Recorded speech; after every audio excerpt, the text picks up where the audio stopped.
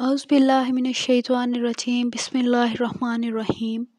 السلام علیکم معزز سامعین، امید ہے کہ آپ میری ویڈیو سے ضرور مستفید ہو رہے ہوں گے، اور آج بھی آپ کو ایک صحابی کے بارے میں بتایا جائے گا جنہوں نے کبھی نماز نہیں پڑھی تھی لیکن وہ پھر بھی جنت میں پہنچ چکے۔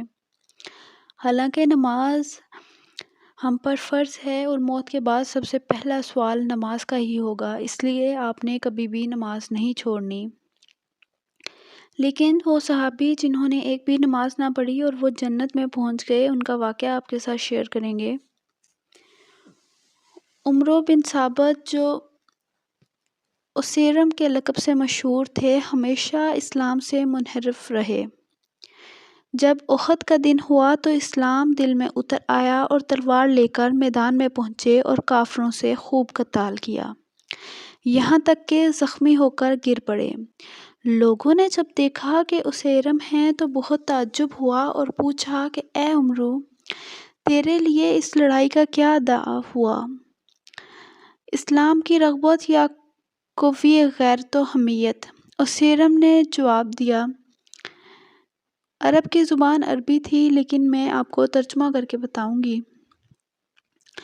اسیرم نے یہ جواب دیا کہ بلکہ اسلام کی رغبت داعی ہوئی اور میں ایمان لایا اللہ اور اس کے رسول پر اور مسلمان ہوا اور تلوار لے کر رسول اللہ صلی اللہ علیہ وآلہ وسلم کے ساتھ آپ صلی اللہ علیہ وآلہ وسلم کے دشمنوں سے قتال کیا، یہاں تک کہ مجھ کو یہ زخم پہنچے۔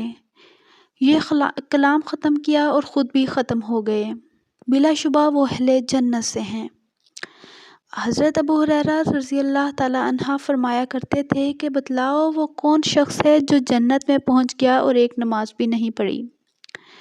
وہ یہی صحابی ہیں جن کے بارے کہا جاتا ہے کہ وہ بنا نماز پڑھے، یعنی انہوں نے اپنی زندگی میں ایک بھی نماز نہیں پڑھی اور وہ جنت میں پہنچ گئے۔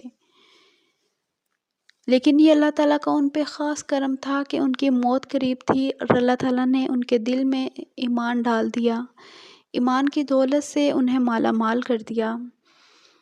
نماز ہم سب پر فرض ہے، تو آپ نے کوشش کرنی ہے کہ ہمیشہ نماز ادا کریں اور نماز کے وقت پر، اور اگر آپ نمازوں کے پابند نہیں ہیں تو آج سے ہی عہد کر لیں کہ آپ نے 5 وقت کی نمازیں لازمی ادا کرنی ہے۔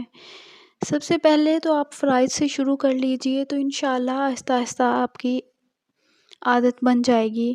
اللہ تعالیٰ ہم سب کو پکا اور سچا نمازی بنائے اور ہمارا خاتمہ خیر پر ہو، آمین ثم آمین۔